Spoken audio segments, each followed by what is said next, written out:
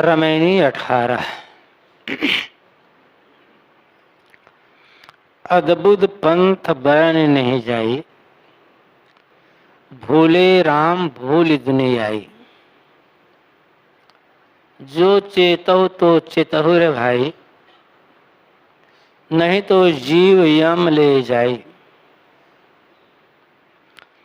शब्द न माने कथय ज्ञाना, ताते यम दियो है थाना। संशय सावस बसे शरीरा, तिन खायो अनबेधा हीरा। संशय सावज शरीर में, संगहि खेल जुआरी। ऐसा घायल बापुरा, जीवहि मारे झारी।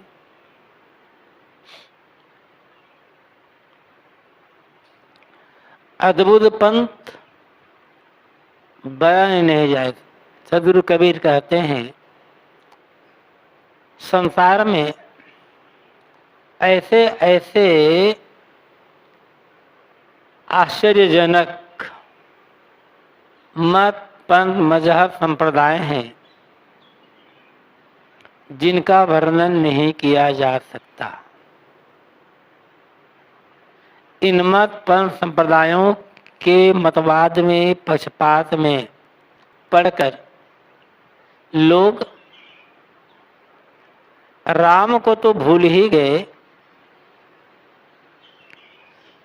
सहज दुनियावी व्यवहार, भाईचारे का, समता एकता का व्यवहार भी भूल गए।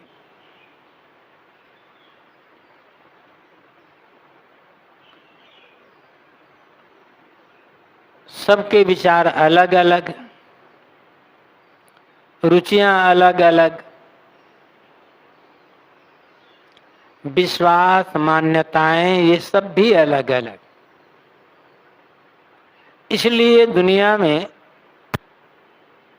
अनेक मत मजहब पंथ संप्रदाय होना स्वाभाविक है और ये गलत भी नहीं है। यह कभी नहीं होगा कि दुनिया में एक ही मत हो, एक ही संप्रदाय हो।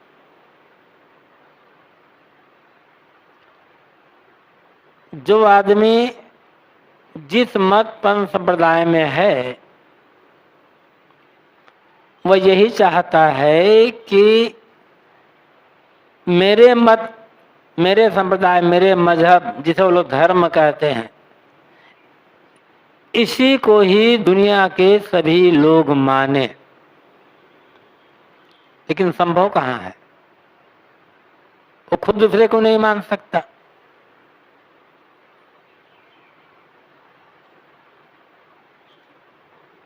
विचार अलग होने होगा तो मत पंथ संप्रदाय भी अलग होगा, मान्यताएं अलग होगी ही होगी। जो आदमी जिस मत मजहब पंथ संप्रदाय में है उसके नियमों का पालन करे, उसके अनुसार से जीवन जिए और अपने से भिन्न जो मत मजहब संप्रदाय हैं उनका आदर करते हुए उनसे सार ग्रहण ले। यही परस्पर मेल मिलाप सुख का रास्ता है। लेकिन साहब कहते हैं ऐसे ऐसे आश्चर्यजनक मत पंथ संप्रदाय हैं जिनका वर्णन नहीं किया जा सकता। कोई कुछ कह रहा है, कोई कुछ कह रहा है, कोई कुछ कह रहा है। हर किसी को अहंकार है कि भगवान आया है तो हमारे यहाँ ही आया है और हमारे मजहब से, हमारे संप्रदाय से चलकर ही किसी को भगवान, ईश्वर, खुदा, परमात्मा के दर्शन हो सकता है या फिर मोक्ष या स्वर्ग मिल सकता है।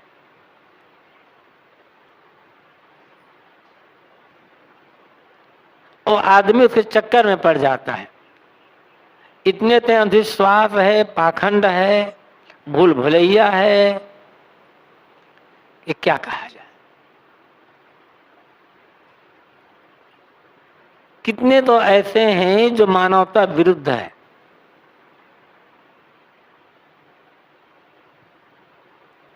उनके विचार बिल्कुल तर्कहीन, विवेक विरुद्ध, फिर उसी को माने बैठे हैं कि यही सब कुछ है।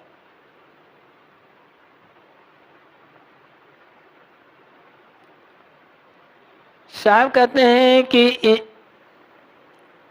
इन मतपंथ संप्रदाय के मतवाद में चक्कर में पड़कर, पक्षपात में पड़कर लोग राम को भूल गए। राम को, अपनी वास्तविकता को, अपनी सत्ता को। उस राम को कुछ भी कह लो, जिस लोग परम तत्व, भगवान, परमात्मा या खुदा, गाड आदि अनेक शब्दों कहते हैं, उनको भूल गए कि जिसे हम पाना चाहते हैं, जिसे पाकर तृप्त होना चाहते हैं, वो तो घट के अंदर ही विराजमान है, बाहर है नहीं कहीं। ये चलते फिरते जितने भी मनुष्य हैं सब राम रूप हैं, लेकिन इस राम में हृदय निवासी राम और बाहर जो मनुष्य है, प्राणी हैं, इस रूप में जो राम है, इन पर लोगों को विश्वास नहीं है। दूर की जो चीजें होती है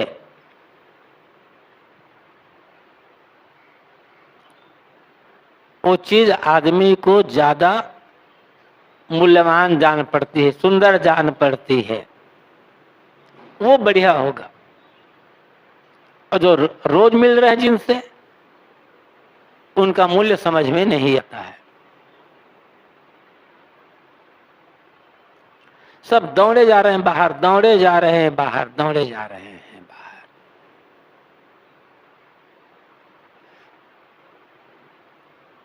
सब परमात्मा को खोज रहे हैं, कहते क्या है? और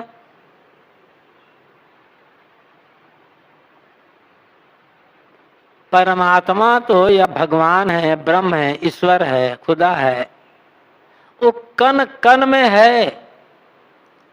तो कण कण में है तो बाहर क्यों भटक रहे हो? फिर बाहर क्यों खोज रहे हो? कण कण में है तो यहां भी होगा, पहचानना क्या हो सकता है?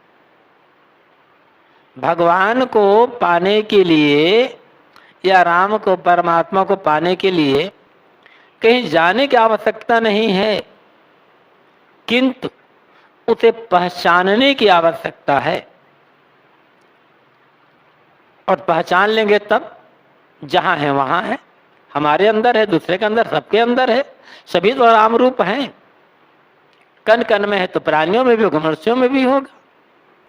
लेकिन लोग इसको भूल गए, और जब इसको भूल गए तो भूले दुनिया ही।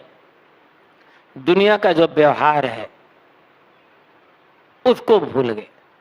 परस्पर भाईचारे का व्यवहार, समता एकता का व्यवहार, प्रेम मित्रता का व्यवहार, ये सब भूल गए। अपने मजहब में शामिल करने के लिए, दीक्षित करने के लिए लोग जबरदस्ती कर रहे हैं, मारपीट करने लग गए, और यहां तक हिंसा हत्या भी करने लग गए। मतवाद जब बढ़ जाता है, अहंकार जब बढ़ जाता है, तब लोग सहज मनुष्यता को, भाईचारे के व्यवहार को भूल जाते हैं। जितनी कटुता और जितना विद्वेष ये मत पंथ संप्रदाय और ईश्वर खुदा को लेकर है, उतने तो जमीन जायदाद को लेकर नहीं है। पहले भी रहा है, और आज तो इस कर्ता को, द्वेष को बढ़ाने का कितना कितना उपाय किया जा रहा है। ये दुनिया जहां हम रह रहे हैं, कैसे आपस में प्रेम से रहें। रहना साथ साथ में है, पड़ोस पड़ोस में है, एक साथ काम करना है, तो कैसे दूसरे के निकट आएं, कैसे दूसरे के व्यवहार विचारों को समझ करके समता एकता बढ़ाएं, इस पर ध्यान नहीं है। मरने के बाद कौन सो रह जाएगा, या मरने के बाद कौन जीत जाएगा, मरने के बाद किसको राम मिलेगा या मरने के बाद किसको अल्लाह मिलेगा, बस उसके लिए दुनिया को नरक बना रहे हैं।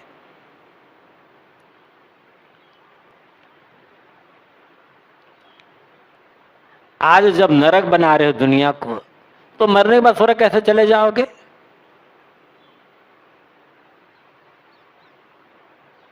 साहब कहते हैं धर्म का काम है जोड़ना। कुछ लोग बड़े प्रेम से कहते हैं, और प्रेम से क्या, बड़े अहंकार व जोर से कहते हैं, मजहब नहीं सिखाता आपस में बैर करना। लेकिन हम आज देख रहे हैं मजहब सिखा रहा है आपस में बैर करना। जिस मजहब के अनुयायी हैं सब कह रहे हैं देखो वो भिन्न मजहब वाले तुम्हारे शत्रु हैं, तुम्हें खा जाएंगे, उनसे सावधान रहना, उनकी बातों पर ध्यान न देना। यही तो है बैर सिखाना, ये तो है कर्ता सिखाना। और जहां एक दूसरे को सावधान किया जा रहा है, एक दूसरे के प्रति भय पैदा किया जा रहा है, एक दूसरे की बुराइयों पर कमजोरियों पर लोगों को ध्यान आकर्षित किया जा रहा है, वह दुनियावी व्यवहार भूलना ही भूलना है।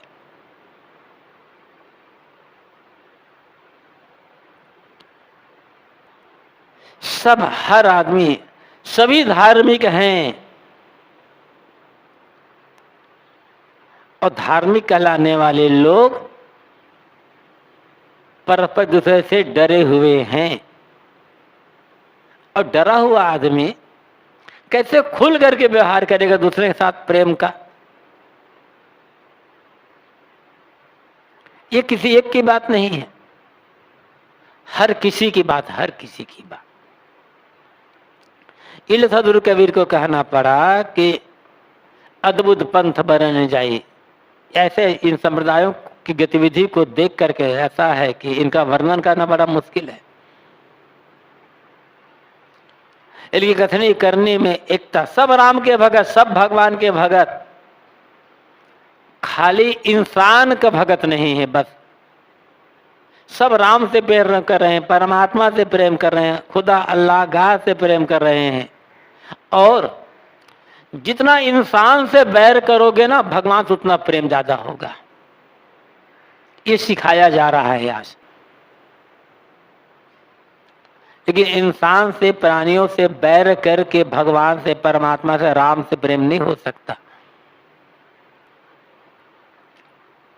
राम से प्रेम करने का, परमात्मा खुदागार से प्रेम करने का अर्थ होता है मनुष्यों से के साथ प्रेम का व्यवहार करना, और मानवता जो प्राणी है उनके साथ दया करना का भाव, उनके लिए दया करना का भाव रखना, क्योंकि कण कण में परमात्मा है यदि मानेंगे तो। लेकिन अहंकारी लोग अपने अपने मत पंथ संप्रदाय के अहंकार में पड़ करके सच्चे राम को भी भूल गए, और दुनियावी का व्यवहार है प्रेम समता का व्यवहार, भाईचारे भाव, उसको भी भूल गए। जिसे भी ये विश्वास होगा कि दुनिया का कोई भी आदमी हो जिसे ये विश्वास है कि परमात्मा ब्रह्म खुदा गाड कण कण में है, वह दूसरे से बैर द्वेष ईर्षा कर ही नहीं सकता। क्योंकि किससे ईर्षा करोगे, किससे द्वेष करोगे? कौन विधर्मी है जिसे द्वेष करोगे?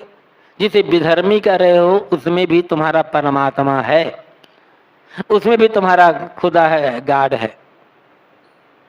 लेकिन समझते कहाँ हैं लोग। सब जबान के भगत हैं।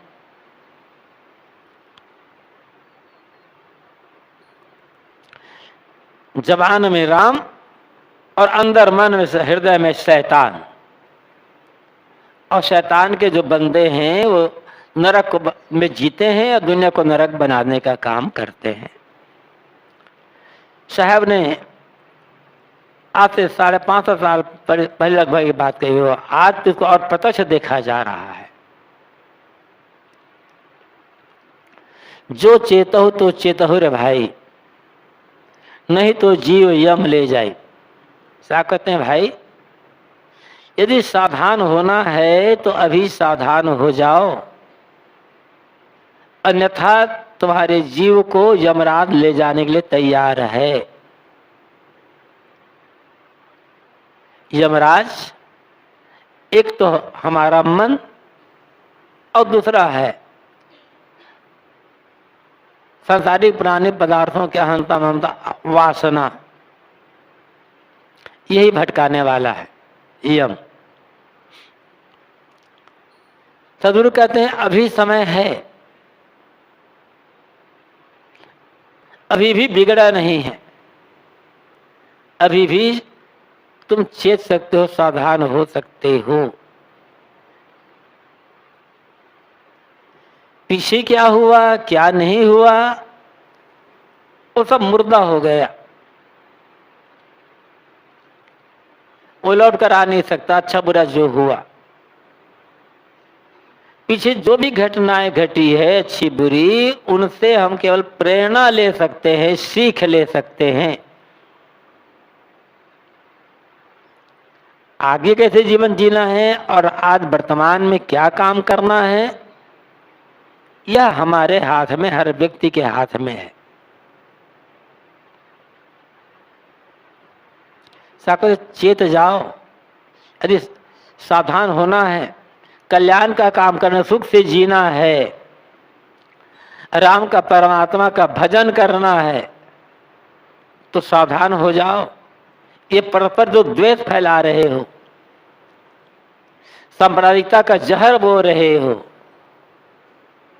और भगवान के नाम पर आदमी आदमी के बीच बैर विरोध की आग लगा रहे हो, सावधान हो जाओ, अन्यथा ये आग एक दिन तुम्हें जला करके राख करेगी। पहले तुम बाहर वालों से बैर करोगे, बाहर वालों को जलाओगे, और अंत में आपस में एक दूसरे को जला करके मर जाओगे। ये होना ही है पक्का। अभी समय है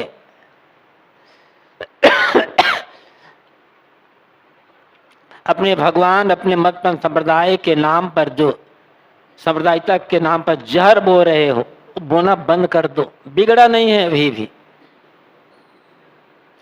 कितना भी बिगड़ा हो बनाया जा सकता है। और खुद का कल्याण का काम करना है तो उसके लिए भी अभी समय है। आज यदि संभल जाएं तो इसी जीवन में पूरा कल्याण का काम किया जा सकता है। किसकी क्या उम्र है इससे कोई मतलब नहीं होता। आज आदमी यदि पूरा का पूरा जाग जाए और दृढ़ता पूर्वक, दृढ़ संकल्प के साथ साधना भजन में लग जाए तो इसी जीवन में कल्याण हो सकता है। कपड़े में दाग लग गया कोई बात नहीं है, लेकिन अब हमारे पास पानी साबुन सब कुछ है, हम रगड़ कर धो तो सकते हैं ना। ऐसे जीवन में दाग लग गया। हर समय आदमी को संभलने का मौका है। हर क्षण तुम्हें समय है निज स्थिति करण को। कभी ऐसा नहीं है, कभी ऐसा नहीं है नहीं अभी तो ये है, अभी ये।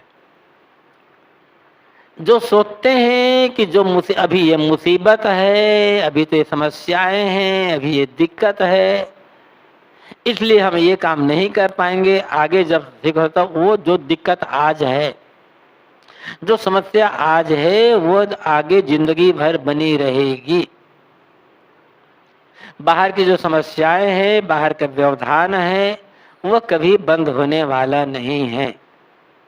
भीतर का व्यवधान, मन का आलस,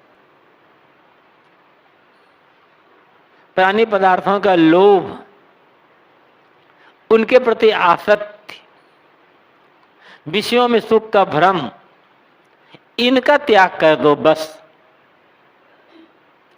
फिर कहीं बाहरी बाधा नहीं है। साहब कहते हैं यदि सावधान होना चाहते हो, कल्याण करना चाहते हो, तो अभी चेत जाओ, अभी भी अवसर है। ई चेद्वेदिदा सतमस ना चेदिहा विदिन महति विनष्ट।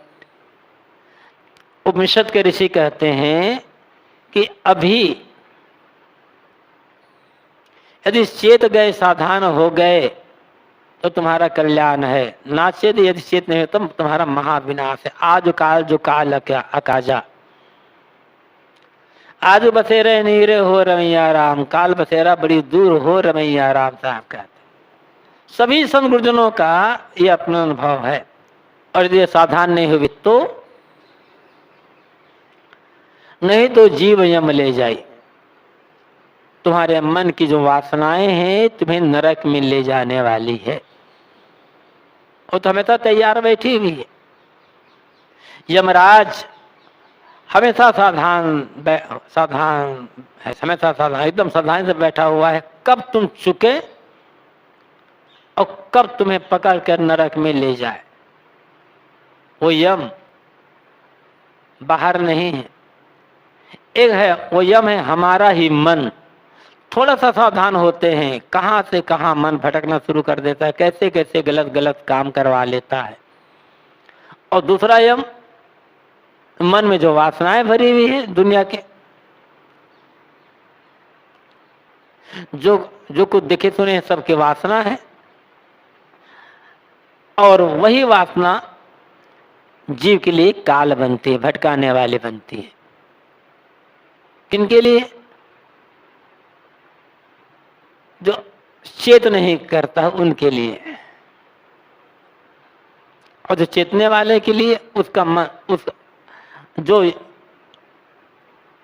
यम बना मन है वही मन भगवान बन जाता है, सहायक बन जाता है। बस सावधानी की आवश्यकता है। जरा सा गाफिल हुए कि वासना हावी हुई और संसार में भटका दे। शब्द न माने कथे ज्ञाना, ताते यम दियो है थाना। सदगुरु कहते हैं कि लोग निर्णय वचनों को नहीं मानते हैं। कल्याणकारी जो वचन है उनको नहीं मानते। परंपरा से उल्टी सीधी बातें जो सुन लिए हैं या अनेक धर्मग्रंथ कहे जाने वाले पुस्तकों में जो पढ़ लिए हैं उनको ही सच्चा ज्ञान मान करके उसी चर्चा करते तो उसी की डिंग करते रहते हैं। हमारे गुरु ने हमको ऐसा बताया, हमारे शास्त्र में ऐसा लिखा हुआ है, हमारे बाप दादा ने हमको बताया। इतने इतने इतने लोग मानते चले आ रहे हैं। निर्णय क्या है? निर्णय पर ध्यान नहीं है। कथे ज्ञाना, साहब जो कहते हैं ज्ञान की बात कहना, ये तो बात तो अच्छी है, ज्ञान की बातें कहना, लेकिन ज्ञान की बात है क्या, ये समझने की आवश्यकता है ना। हर आदमी अपने को ज्ञानी मान रहा है, बड़ा बुद्धिमान समझदार मानता है, लेकिन इतने अंधविश्वास में डूबा हुआ है, घोर अंधविश्वास में, चमत्कार में डूबा हुआ है, और उसी की महिमा गा रहे हैं और कहते हैं यही परम ज्ञान है। क्यों? शब्द न माने, निर्णय शब्दों का आदर नहीं देते हैं। इसलिए साहब ने कहा शब्द बिना सुरती आंधरी, निर्णय शब्दों को पाए बिना लोगों की जो सूरत मनोवृत्ति है अंधी बन गई है।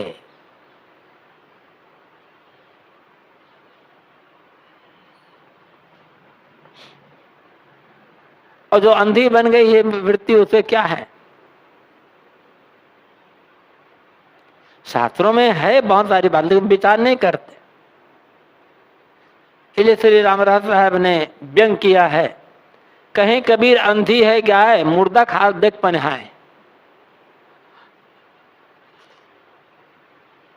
तो लोग इतने अंधे हो जाते हैं ना कि क्या कहा जाए।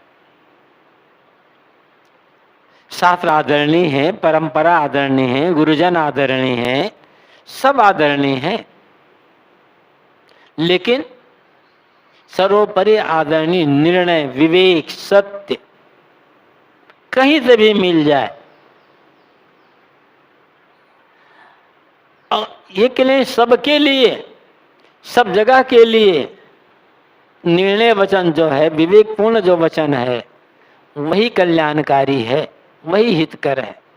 उन्हीं निर्णय वचनों को मान करके ही कल्याण हो सकता है, आदमी से रास्ते पर चल सकता है, मंजिल तक पहुंच सकता है। भूल भुलैया में पढ़कर या अंधविश्वास और चमत्कार और कर्मकांडों के दलदल में पढ़कर तो आज तो कोई पहुंचा ही नहीं है।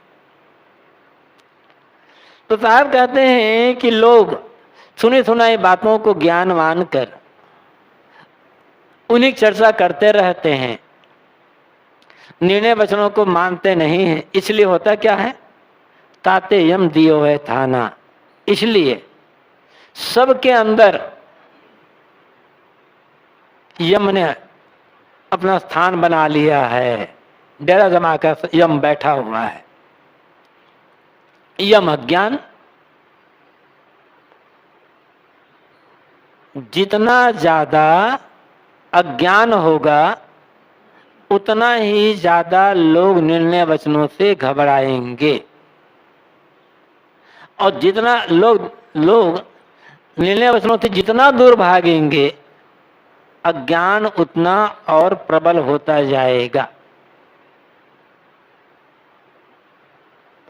जो भी निर्णय वचन को नहीं मानेगा वो अज्ञान में तो पड़ेगा, और ज्ञान में जो कुछ भी किया जाएगा अपने पराये के लिए गलत ही होगा। क्यों दुखी आदमी ज्ञान की बातें कहते हुए भी आदमी भटक क्यों रहा है? दुखी क्यों है? पीड़ित क्यों है? क्योंकि उसके भीतर यमराज किला बना करके बैठा हुआ है, खूंटा गाड़ कर बैठा है। वो यमराज क्या है? अज्ञान या अज्ञान ग्रसित मन।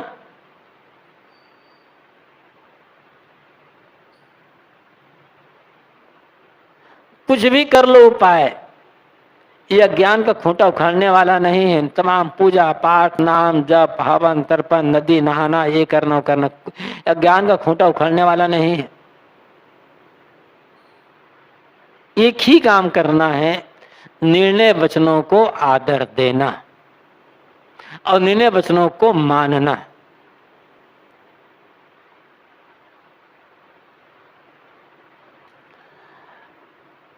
अंधकार है, अंधकार को भगाने के लिए पूजा करो, पाठ करो, नाम जपो, लाठी डंडा से पीटो, अंधकार दूर भागेगा। वो कहते हैं एक घर में नई बहू आई थी, भोली भाली। 3-4 बजे का समय उसके साथ में कहा, देखो बेटी मैं बाहर जा रही हूं, तुम सावधान रहना, मुझे आने में देर हो जाएगी, अंधेरे को घर में आने मत देना। वो चली गई। अब चली गई, कुछ देर हुआ तो बहुत सोचती है, माँ ने कहा है अंधेरे घर में आने नहीं देना, तो सब फाटक बंद कर दिया, जंगला खिड़की सब बंद कर दिया। अब अंधेरा नहीं आ सकता है, सब तो बंद है। लेकिन धीरे धीरे सूरज अस्त हुआ, अंधेरा आने लगा। अरे तो गड़बड़ हो रहा है, लाठी लेकर पीटने लगा, भागो भागो तुम लोग, हमने फाटक बंद कर दिया, सब कुछ गया है। परेशान, लेकिन अंधेरा घिरता चला गया। कुछ देर बाद और रात थोड़े बीती थी, उसकी सास आई, घर में अंधेरा। अरे बहू मैंने कहा था अंधेरे का आने मत देना। अरे माँ जी क्या कहूँ, सब फाटक बंद, लाठी पीटते पीटते मेरा हाथ दुखने लग गया है, भागता ही नहीं है। कहा तू तो बिल्कुल भोली भाली है, अंधेरा से थोड़े थोड़े भागेगा, एक दिया जला लो बस, अंधेरा भाग गया कि अंधेरा नहीं आएगा। यही बात है, अंदर में अज्ञान है, दुख है, पीड़ा है, और हम ज्ञान का दिया नहीं जलाएंगे। थोड़ा पूजा कर लेंगे, पाठ कर लेंगे, नदी नहा लेंगे, मंदिर में जाकर हाथ जोड़ लेंगे, कर्मकांड कर लेंगे, कहते अब तो हमारा दुख खत्म। कितना दुख खत्म हुआ, कितना दुख खत्म हुआ है भाई। साहब कहते हैं निर्णय वचन को न मानने के कारण से ही अज्ञान दुख रूपी जो यमराज है आदमी के अंदर खूंटा गाड़ करके बैठा हुआ है। संशय सावज बसे शरीरा, तिन खायो अनबेधा हीरा। संशय रूपी पशु शिकार आदमी के शरीर में बसा हुआ है, और वह अनबेधा हीरा, अखंड हीरा जीव को खा रहा है, अर्थात भ्रमित कर रहा है, पीड़ित कर रहा है। सावज, सावज उस पशु को कहा जाता है जिसका शिकार किया जाता है। खरगोश है, हिरन है, शेर है, चीता, जिसका भी शिकार किया, जैसे मारा जाता, वो सावज। शिकारी शिकार करता है, किसका? सावज का, पशु का। तो यहां पर आप कहते हैं, यहां सावज का अर्थ क्या है? संदेह। संदेह रूपी सावज, संदेह रूपी शिकार हर आदमी के शरीर में बसा हुआ है। हर आदमी तो संदेह में जी रहा है ना, अनेक प्रकार संदेह है। जीवन कैसे चलेगा, खाने को मिलेगा कि नहीं मिलेगा, बाल बच्चों का क्या होगा, बुढ़ापे में सेवा कौन करेगा, रोग लेने पर दवाई मिलेगी कि नहीं मिलेगी, हमारे नहीं रहने पर कुल कुटुंब परिवार का क्या होगा। हर आदमी का संदेह। इतना ही नहीं, माता पिता पर, बेटे बहू पर, भाई पर, पति पर, पत्नी पर, पड़ोसी पर, सब पर संदेह, सब पर संदेह।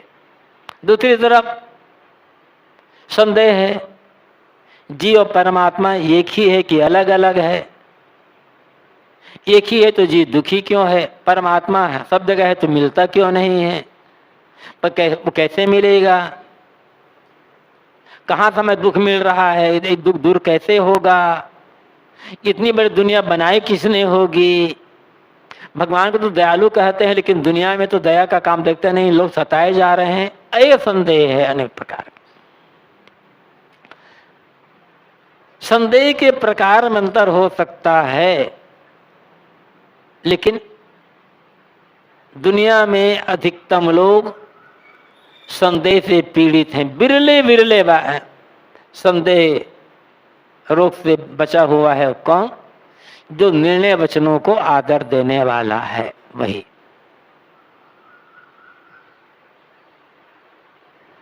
तो ये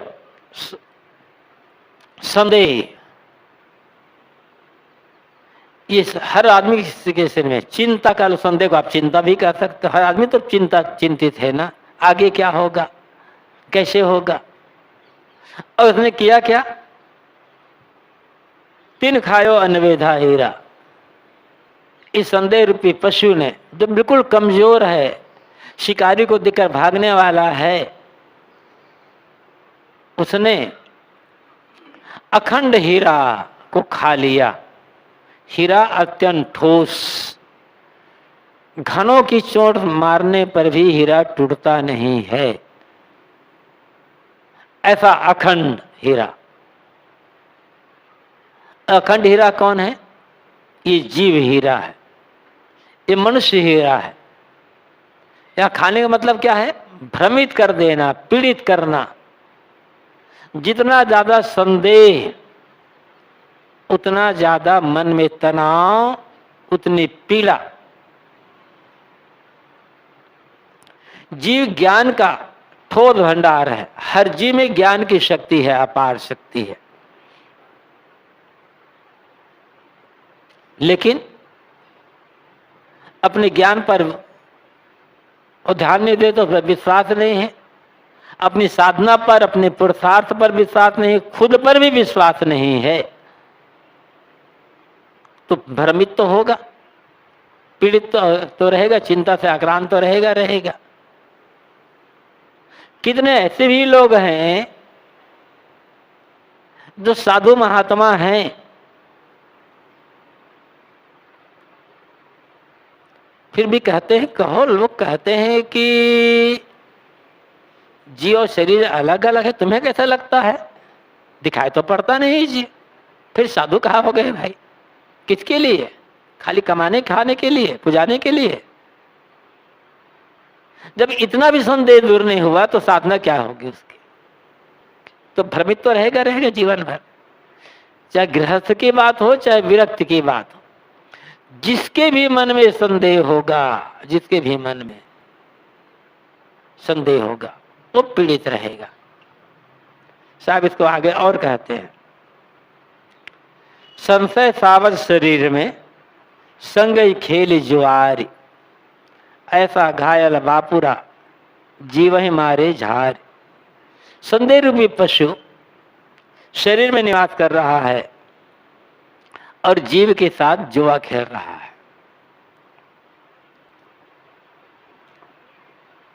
और जीव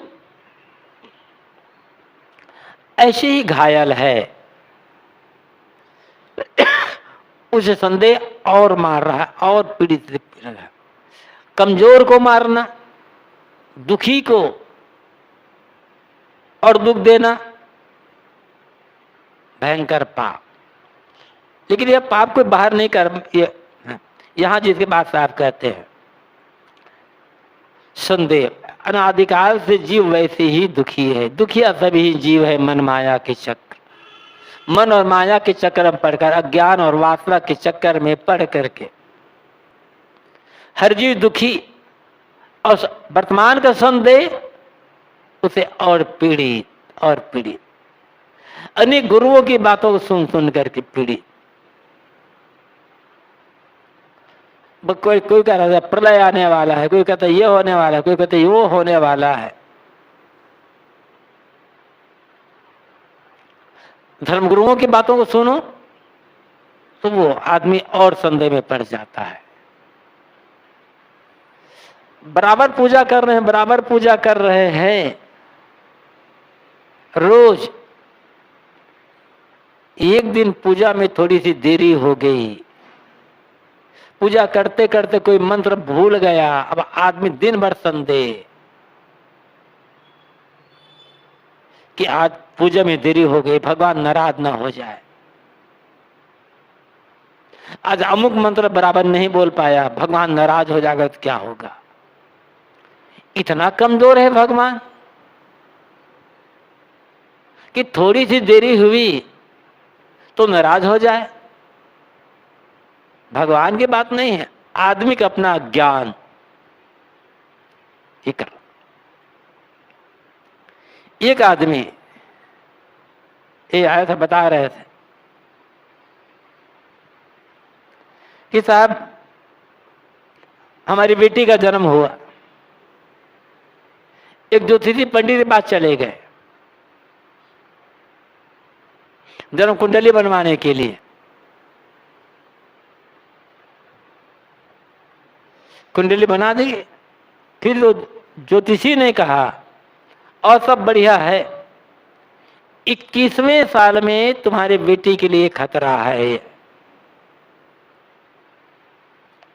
अब संदेह डाल दिया ना।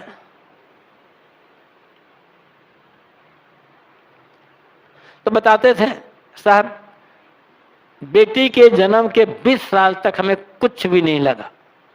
जैसे 21वां साल हुआ, दिन रात एकदम परेशान कि अब 21वां साल में बताया है कि क्या हो जाए क्या हो। पूरा साल भर न हमें बराबर नींद आई न बराबर भूख लगी। अब हुआ कुछ नहीं। ये तमाम ऐसे लोग जाकर और संदेह डालते, वैसे भी जीव पीड़ित थे बेचारे घर गृहस्थी के व्यवहार को लेकर के। उसमें लोग ये धर्म गुरु और पंडित और मुल्ला मौलवी और साधु महात्मा लोग इतना संदेह डाल देते हैं, ऐसा कर ऐसे घायल बापुरा वैसे ही बेचारा दुखी है, और उदार ऊपर से संदेह डाल करके मारना। एक तो चूंकि आदमी कमजोर, पहली बात तो यह है, जो आदमी भीतर से कमजोर होगा वही आदमी ज्योतिषियों के पास जाकर के जन्म कुंडली बनवाएगा, हाथ दिखलाएगा और कुछ करेगा।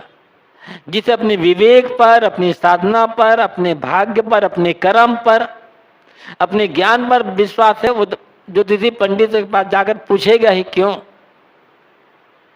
अब हाथ दिखला दिए, तुम्हारा एक्सीडेंट हो सकता है, सावधान रहना। एक्सीडेंट में क्या सावधान रहना है भाई? एक्सीडेंट का मतलब कोई सावधान हुआ एक्सीडेंट से आज तक?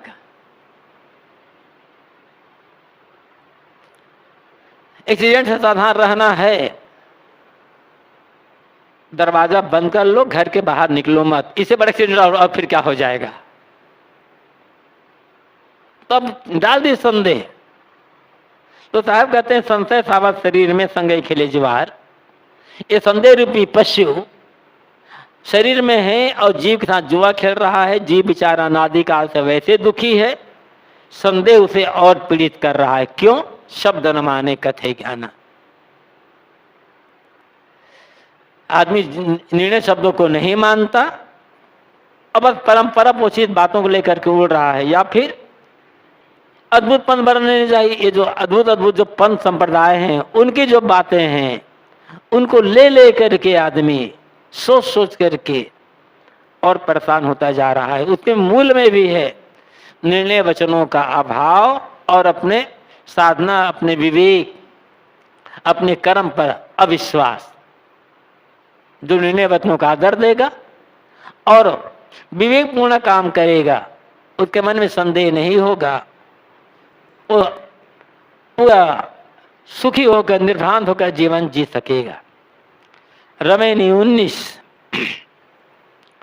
अनहद अनुभव की करी आशा, ई विपरीत देखो तमाशा।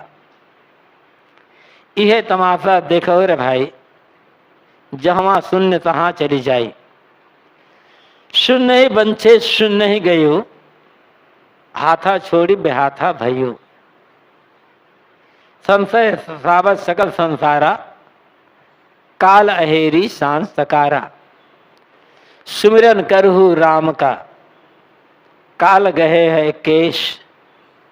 ना जानो कब मारी है, क्या घर क्या परदेश। अनहद अनुभव, अनहद का अनुभव, लोगों को अनहद के अनुभव की आशा है, और ये अनहद के अनुभव की आशा करना लोगों का उल्टा तमाशा है। ये अनहद क्या है? अनहद के यहां पर दो अर्थ है। अच्छा, इसके पहले एक बात और, रमेनी 18 में जो कहा, पहली पंक्ति, अद्भुत पंथ बरन नहीं जाई, भूले राम भूले दुनिया आई। इसमें तो मैंने ये कहा था कि दुनिया में ऐसे ऐसे आश्चर्यजनक संप्रदाय हैं जिनके मतवाद में, पक्षपात में, अहंकार में पढ़कर, अंधविश्वासपूर्ण बातों को सुन करके लोग राम को तो भूल गए, सच्चा जो राम क्या है ये जान नहीं पाए, दुनियादारी व्यवहार, परस्पर प्रेम, समता, एकता, भाईचारे के व्यवहार ये भी भूल गए। इसका दूसरा भी अर्थ है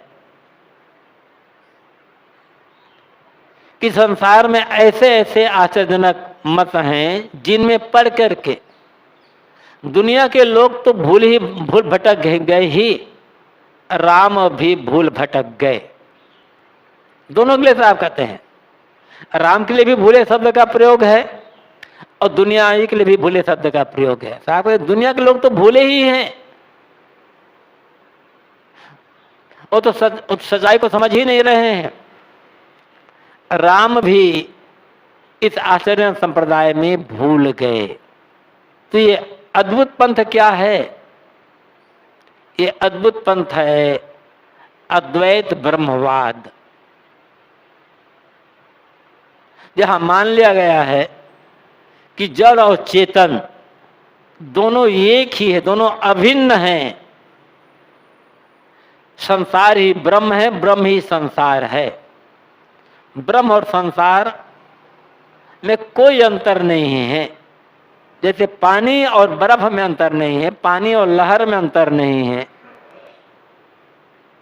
ऐसे ही ब्रह्म और संसार में कोई अंतर नहीं है। ब्रह्म पानी है, संसार तो लहर है। ये जो अद्वैत ब्रह्म ज्ञान है, जड़ चेतन मिश्रित, इस आचरण संप्रदाय में राम भी भूल गए। ऐसा साहब क्यों कहते हैं? योग वासिष्ठ में यही कहा गया है। 8वें महीने में साहब ने कहा ना, वही बात राम वशिष्ठ मिल गाई, उसी बात को राम और वशिष्ठ ने मिल करके गाया। योग वासिष्ठ अद्वैत ब्रह्मवाद का एक बड़ा विशाल ग्रंथ है। इसमें अनेक प्रमाणों से ये सिद्ध किया गया है कि एक ब्रह्म ही सच है, बाकी दुनिया तो है ही नहीं। यह एक लहर समान है, ब्रह्म और जगत दोनों एक ही है। वह योग भाषण में बताया गया है कि राम ने इसी को स्वीकार किया है। योग भाषण के अनुसार 16 साल की उम्र में राम को संसार से वैराग्य होता है। राजकाज ये सब दिखावा से उदास, अकेले वैराग करना चाहिए।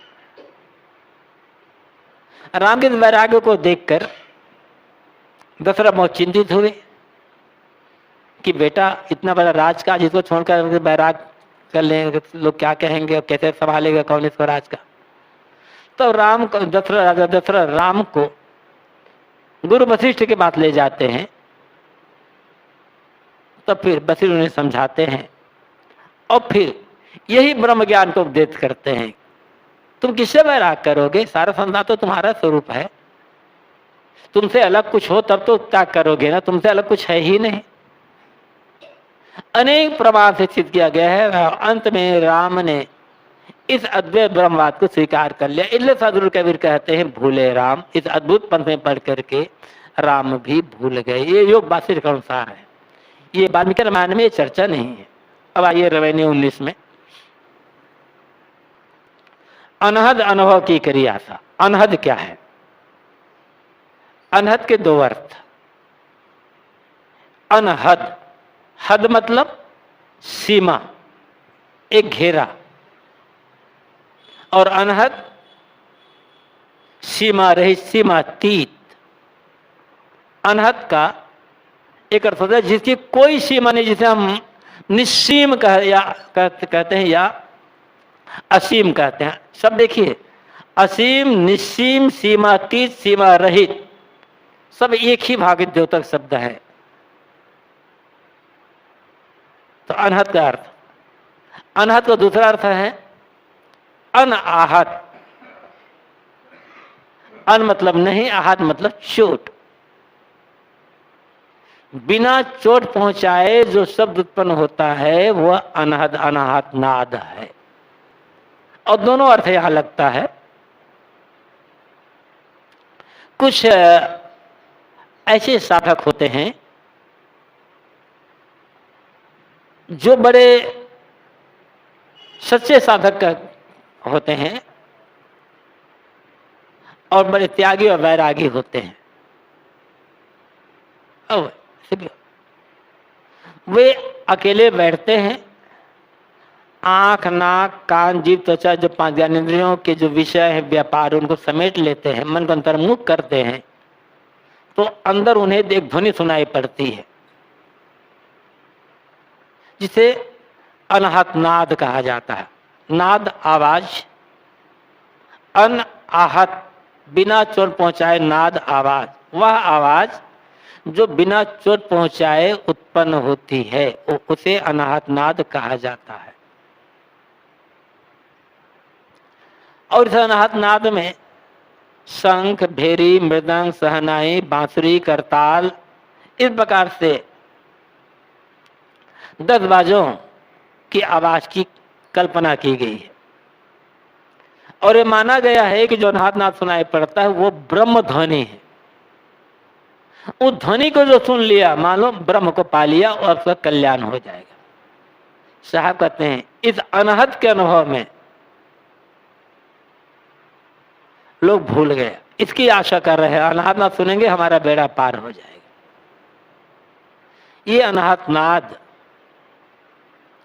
साधना की शुरुआत में मन को रोकने के लिए एक साधन है, आलंबन है, लेकिन है ये भी एक विषय, क्योंकि नाद कुछ भी हो कान का विषय है। और साहब कहते हैं मैं तुम्हें पूछूं पंडिता शब्द बड़ा कीजिए। ए पंडित, मैं तुमसे पूछता हूँ शब्द बड़ा है या शब्दों को सुनने वाला जीव बड़ा होता है? शब्द को तुम सुन रहे हैं ना, वो तुम्हारा ब्रह्म कैसे हो सकता है? सुनने वाला तो तुम ही हो। और तो सुनी हुई चीज सुनने वालों से बड़ी तो नहीं हो सकती, और सुनी हुई चीज ब्रह्म कैसे हो सकता है? तो उनके लिए साहब कहते हैं कि जो लोग अनाहत नाद श्रवण करके उस मोक्ष का अनुभव करना चाहते हैं, उनका तमाशा उल्टा तमाशा है कि उन्होंने विषय को ही ब्रह्म मान लिया और अपने आप को उसमें भूल गए। दूसरा अर्थ अनहद अनुभव, अनहद सीमातीत, जिसकी हम कल्पना भी नहीं कर सकते हैं, जो सर्वत्र है। मैं व्यापक ब्रह्म हूं। ब्रह्म कहाँ नहीं है? हर जगह है ब्रह्म, सबको तो ब्रह्म है ना। ब्रह्म निश्चीव है, सर्वत्र व्यापक है, और वह ब्रह्म मैं हूं। इसका अनुभव करना चाहते, लेकिन आज तक अनुभव किसी को नहीं हुआ है। ब्रह्म सर्वत्र व्यापक है, ब्रह्म से कोई जगह खाली नहीं है, और वो ब्रह्म मैं हूं, ऐसा कहने वालों को अपने पीठ पीछे क्या हो रहा है उसी का ज्ञान नहीं होता। लेकिन अपने को वो ब्रह्म मान करके वो मुक्ति की यात्रा करते साहब कहते होंगे, उनका उल्टा उल्टा तमाशा है। कोई चीज व्यापक हो ही नहीं सकती। एक की व्यापकता दूसरे के अस्तित्व में बाधक बनेगी। सर्वत्र एक चीज सर्वत्र व्यापक हो और वह एक रस हो, अपरिवर्तित हो, अखंड, तो गति क्रिया के लिए कहीं कोई जगह गुंजाइश नहीं रहेगी। और बिना गति क्रिया के संसार में कुछ निर्माण नहीं हो सकता है। तो एक अखंड ठोस में ये इतनी हलचल हो रही है, ये हलचल कैसी? तो कहते हैं ये सब तो भ्रम है। साहब कहते हैं इसके अनुभव की आशा करने वाले लोगों का तमाशा उल्टा तमाशा है। किसी को आज तक अनुभव नहीं हुआ कि एक ब्रह्म है। इसीलिए शास्त्रों में ये बात आई है, ऐसा ये मानने वाले लोगों ने ही तर्क किया है। कबीर दर्शन में जो तीसरा अध्याय है पारख्यान संचित स्वरूप, उसमें जो एक संदर्भ है अद्वैत ब्रह्मवाद, उसको पढ़ना। उसमें एक लिखा है, गंगाधरन सरस्वती के नाम के विद्वान को उदाहरण गुरुदेव जी ने दिया है। प्रश्न उठाया है, जीव एक है, एक जीवाद। तो एक जीव है, तो किसी एक जीव के अंतःकरण में यदि ज्ञानपन हो गया और उसका संदेह दूर होकर के उसकी अविद्या कट गई, तो सभी जीवों के अंतःकरण में जो अविद्या है, अज्ञान है, वो नष्ट हो जाता है, क्योंकि जीव तो एक ही है। और जब अविद्या मिट गई तो संसार की अनुवृत्ति दिखाई नहीं होनी चाहिए, मतलब संसार जो दिखाई पड़ रहा है दिखाई नहीं पड़ना चाहिए। तो फिर ये कहना कि आचार्य शंकर को, बादरायण को, व्यास जी को ब्रह्म ज्ञान हो गया, ये बात समझ में नहीं आती। यदि उनको ब्रह्म ज्ञान हुआ तो संसार दिखाई नहीं पड़ता गया। कहा गया ये बात तो सच है कि जीव एक है, और एक जीव के अंतःकरण में यदि सही ज्ञान होगा तो सारे जीव के अंतःकरण में ज्ञान हो जाएगा, संसार दिखाई नहीं पड़ेगा। अब कि शंकराचार्य बादरायण को भी ब्रह्म ज्ञान हुआ, इस संसार का तो मतलब है उनको भी ब्रह्म ज्ञान नहीं हुआ है। तो प्रश्न यह है, जिन्होंने अद्वैत ब्रह्मवाद पर पुस्तक लिखे उनको ब्रह्म ज्ञान नहीं हुआ, तो उनकी पुस्तक पर हमें कहां से हो सकता है? ये ऐसा तर्क है, इसका उत्तर नहीं मिलने वाला, लेकिन अब है शास्त्र प्रमाण जोर से। वो साहब उनका लेकर कहते हैं कि अनहद अनुभव की करी आशा, ये विपरीत देखो तमाशा। लोग वो सीमातीत ब्रह्म का अनुभव करना चाहते हैं और उससे मुक्ति की आशा करते। साहब कहते हैं ये उनका उल्टा तमाशा है। यह तमाशा देखो रे भाई, जहां सुन तहां चली जाए भाई, इनका ये तमाशा देखो। जहां शून्य है, कुछ भी नहीं है, वहां जाकर के लोग स्थिर होना चाहते हैं, वहां जाकर के लोग परम सुख, परम आनंद लेना चाहते हैं। शून्य तो कुछ भी नहीं, शून्य मतलब जो खाली जगह। तो शून्य में क्या मिलेगा? शून्य ही बन से शून्य ही गए हो। तो शून्य की उपासना करेगा, उसके हाथ में शून्य ही लगेगा, वो शून्य में ही जाएगा। हाथा छोड़े बेहाथा भाइयों, हाथ के जो चीज है वर्तमान में जो है उसको छोड़कर बेहाथा निरुपाय हो जाएगा, बेसहारा हो जाएगा।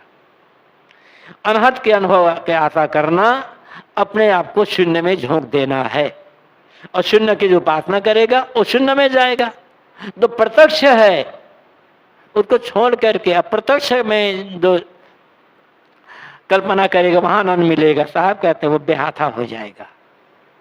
संशय सावज सकल संसारा, काल अहेरी सांसकारा। ये संशय रूपे पशु सारे संसार में है, और इधर काल अहेरी सांसकारा, काल मौत शिकारी बन करके सुबह शाम प्राणियों के पीछे लगा हुआ है। एक काल, भीतर का काल संदेह, जो घून कीड़े के समान अंदर अंदर जीव को, मनुष्य को चाल करके खोखला कमजोर बना रहा है, पीड़ित है हर तरह आदमी। दूसरा काल मौत, जो हर समय सुबह शाम आदमी के सिर पर सवार है। इसलिए सदगुरु कबीर कहते हैं, सिमरन करहु राम का काल गहे है केस, ना जाने क्या मारे हैं क्या घर क्या परदेश। इसलिए तुम काल ने तुम्हारी चोटी को पकड़ रखा है, इसलिए तुम राम को सिमरन करो। आत्मस्मरण, ये हृदय निवासी जो राम है उसका स्मरण करो, उसी का भजन करो। उस राम में मन तभी लगेगा जब बाहर से कुछ भी पाने की वासना या इच्छा तृष्णा मिट जाएगी, छूट जाएगी, तब राम को स्मरण करने का सभी है। संसार से कुछ भी पाने की इच्छा न करना। तो इसलिए सावधान हो जाओ, क्या घर में, क्या परदेश में, क्या सुबह, क्या शाम, ये मौत तुम्हें कब उठा ले, कब मार ले, कहा नहीं जा सकता। इसलिए निरंतर राम को सिमरन करते रहो, निरंतर आत्मचिंतन ज्ञान विवेक विचार का चिंतन करते रहो। यही उस मौत की शिकायत से बचने का साधन है और इसी से तुम दुखों से अपने आप को बचा सकोगे।